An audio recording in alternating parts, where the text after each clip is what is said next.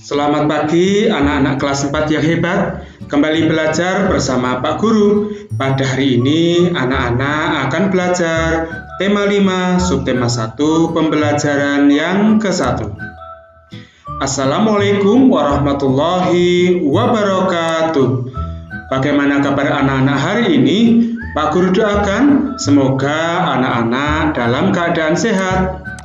Baik anak-anak, sebelum memulai pembelajaran pada hari ini, marilah kita berdoa dengan mengucap basmalah bersama-sama. Bismillahirrahmanirrahim. Semoga dengan berdoa kita semua diberi kemudahan dan kelancaran dalam pembelajaran hari ini. Baik anak-anak, pada hari ini anak-anak akan belajar tentang kerajaan Hindu, Buddha, dan Islam serta pengaruhnya dan sifat-sifat cahaya. Tujuan anak-anak belajar pada hari ini, dengan membaca dan penugasan, anak-anak mampu memahami kerajaan Hindu, Buddha, dan Islam serta pengaruhnya dengan benar.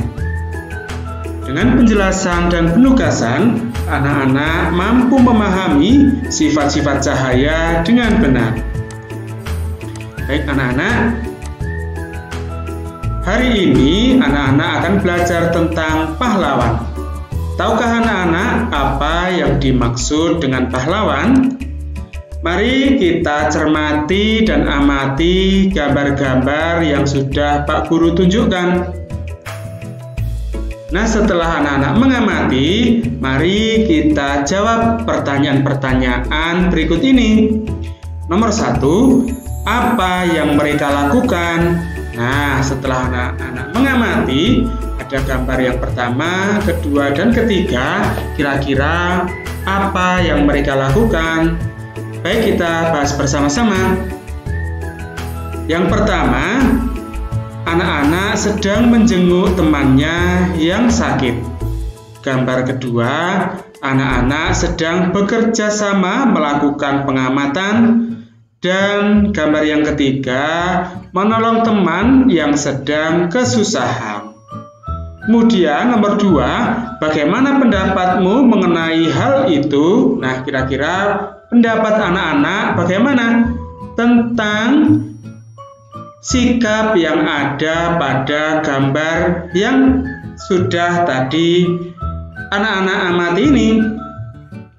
Nah, pasti anak-anak akan setuju karena tolong-menolong adalah perbuatan yang mulia. Kemudian nomor 3, hal baik apa yang bisa anak-anak contoh? Nah, anak-anak dapat mencontoh yaitu menolong orang lain merupakan salah satu contoh sikap kepahlawanan. Jadi anak-anak dalam kehidupan sehari-hari dapat mencontoh sikap-sikap yang ada di gambar ini. Ada menjenguk teman yang sakit, ada bekerja sama, dan menolong teman yang sedang kesusahan. Nah, apa itu pahlawan? Pahlawan adalah orang yang memiliki keberanian dan pengorbanan yang besar dalam berjuang mencapai suatu cita-cita suatu bangsa. Pak Guru ulangi, pahlawan adalah orang yang memiliki keberanian dan pengorbanan yang besar dalam berjuang mencapai suatu cita-cita suatu bangsa. Menolong orang lain dengan ikhlas, berani, dan gigih merupakan sikap yang dimiliki oleh para pahlawan. Untuk menghargai mereka, anak-anak bisa meneladani sikap kepahlawanannya dalam kehidupan sehari-hari. Lalu bagaimanakah perjuangan para tokoh di masa kerajaan Hindu, Buddha, dan Islam? Bagaimanakah sikap kepahlawanan yang mereka miliki?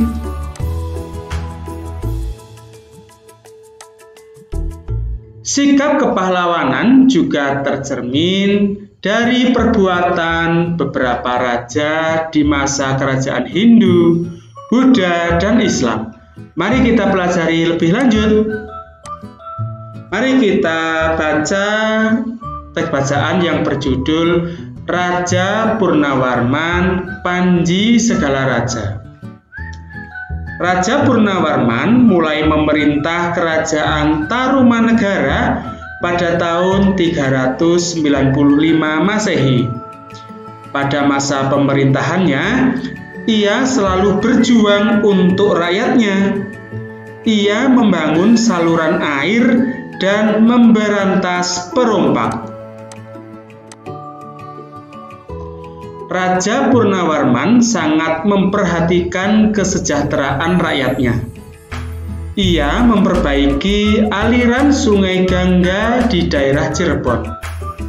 2 tahun kemudian, ia juga memperbaiki dan memperindah alur Sungai Cupu sehingga air bisa mengalir ke seluruh kerajaan.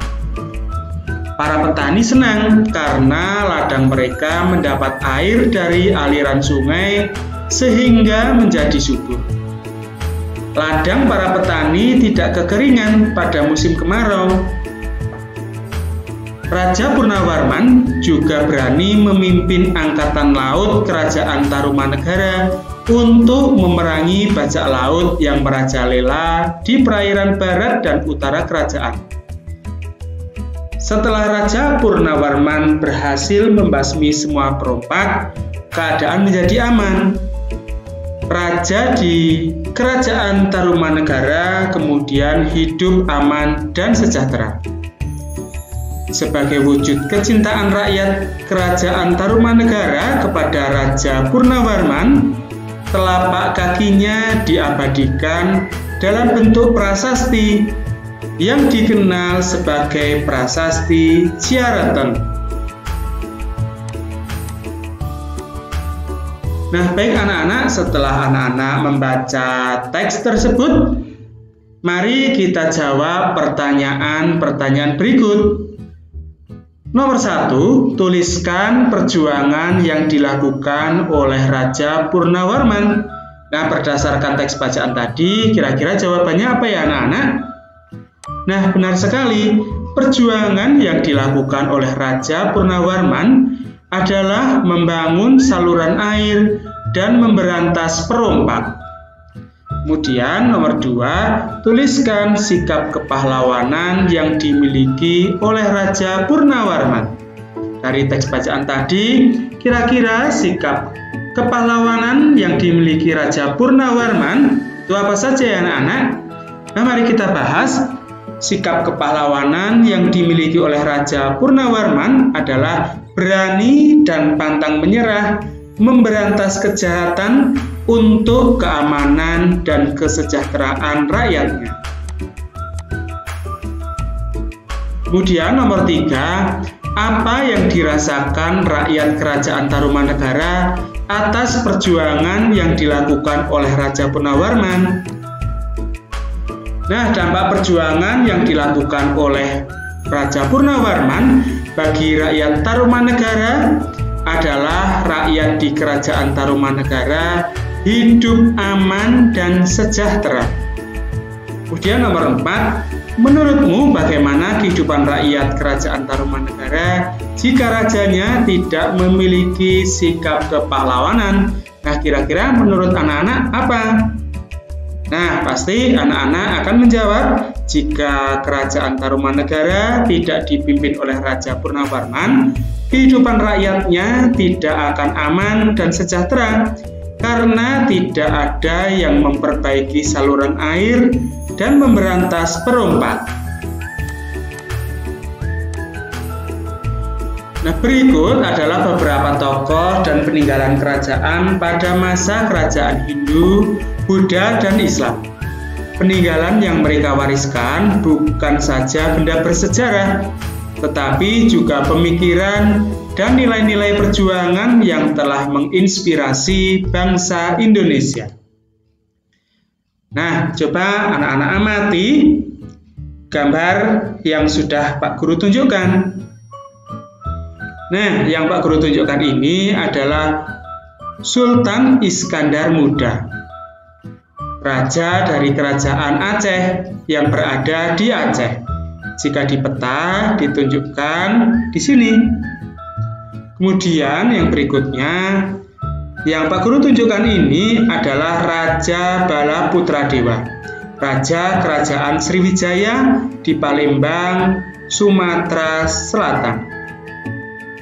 Nah, yang Pak Guru tunjukkan ini adalah letaknya yang ada di peta.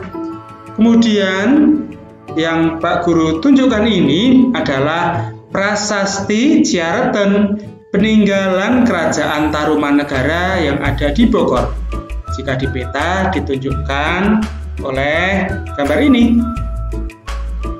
Kemudian yang berikutnya adalah yang Pak Guru tunjukkan ini Sultan Hasanuddin atau dengan sebutan ayam jantan dari timur, Raja Kerajaan Gorontalo di Makassar. Letaknya yang Pak Guru tunjukkan ini. Kemudian yang Pak Guru tunjukkan ini adalah Mahapatih Gajah Mada dan Raja Hayam Wuruk, Raja dari Kerajaan Majapahit. Letaknya di mana? Letaknya di sini. Nah, itulah raja dan kerajaan serta letaknya di Indonesia. Kemudian mari kita bahas satu persatu. Yang pertama, Raja Bala Putradewa. Raja Bala Putradewa merupakan raja di Kerajaan Sriwijaya. Nah, perjuangan yang dilakukan oleh Raja Bala Putradewa yang pertama adalah membangun armada laut yang kuat. Kemudian pada masa Bala Putradewa, Kerajaan Sriwijaya mengalami puncak kejayaan. Kemudian mendirikan wihara di Nalanda atau India bagi pelajar Nusantara atau pelajar dari Indonesia. Kemudian nomor 4, perkembangan pelayaran dan perdagangan semakin pesat pada masa Raja Bala Putradewa. Kemudian peninggalan Kerajaan Sriwijaya yang pertama adalah Prasasti Kota Kapur di Pulau Bangka bagian barat. Kemudian Prasasti Ligor ditemukan di Nakhon Sitamarat atau di Thailand bagian selatan. Kemudian Prasasti Palas Pasemah ditemukan di pinggir rawa Dewa Palas Pasemah, Lampung Selatan. Kemudian Prasasti Telaga Batu, Prasasti Gedukan Bukit, Prasasti Talang Tuo, Prasasti Brahi, dan Candi Muara Takus. Nah, itulah peninggalan-peninggalan dari Kerajaan Sriwijaya. Kemudian yang kedua adalah Sultan Iskandar Muda yang merupakan raja dari Kerajaan Aceh. Lalu perjuangan apa yang sudah Sultan Iskandar Muda lakukan? Yang pertama adalah memperluas wilayah Aceh sampai ke Semenanjung, Malaysia. Kemudian Aceh mengalami masa kejayaan karena menjadi pusat perdagangan dan pengembangan ajaran Islam. Kemudian peninggalan Kerajaan Aceh apa saja ya anak-anak? Yang pertama adalah Masjid Baitur Rahman, kemudian Taman Sari Gunungan, Masjid Indrapuri, Benteng Indraprata, Pintu Kop, Meriam Kesultanan Aceh, dan Makam Sultan Iskandar Muda. Nah, itulah tentang Sultan Iskandar Muda. Yang berikutnya adalah Sultan Hasanuddin atau ayam jantan dari timur, merupakan raja dari Kerajaan Gorontalo di Makassar. Perjuangan yang sudah dilakukan oleh Sultan Hasanuddin, yang pertama, Sultan Hasanuddin sangat gagah berani dalam melawan VOC atau Belanda.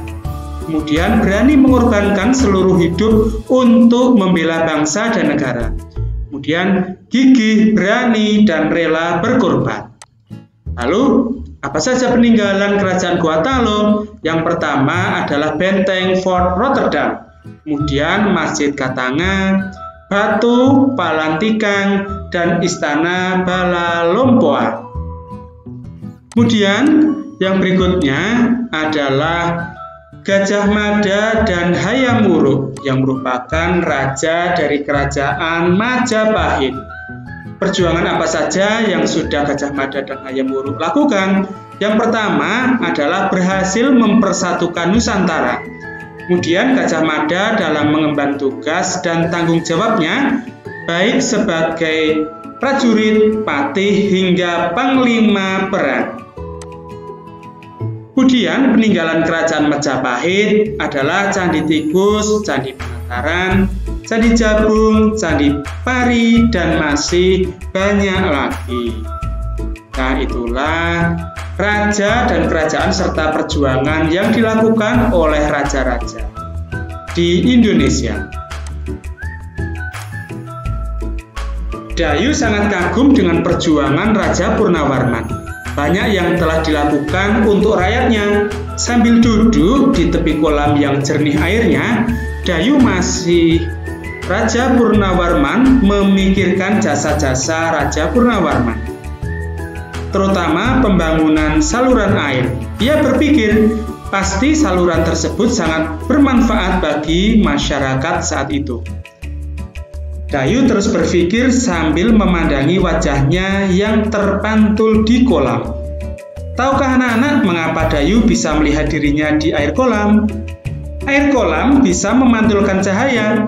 Kamu akan belajar tentang sifat-sifat cahaya melalui percobaan-percobaan yang Pak Guru tunjukkan. Sifat-sifat cahaya yang pertama adalah cahaya merambat lurus. Percobaan menggunakan 3 karton tebal dan lilin. Lubangi bagian tengah ketiga karton tersebut. Letakkan karton-karton dengan posisi 3 lubang tersebut sejajar dengan cahaya lilin tepat di belakang lubang. Nah, perhatikan apa yang terjadi. Lalu coba menggeser posisi setiap karton sehingga setiap lubang menjadi tidak sejajar. Perhatikan perbedaannya. Nah, silakan anak-anak amati gambar yang Pak Guru tunjukkan ini. Nah, anak-anak juga bisa mengikuti percobaan seperti ini. Nah, ketika lubang karton disusun lurus, kita dapat melihat cahaya lilin. Namun, ketika salah satu lubang digeser, kita tidak bisa melihat cahaya lilin.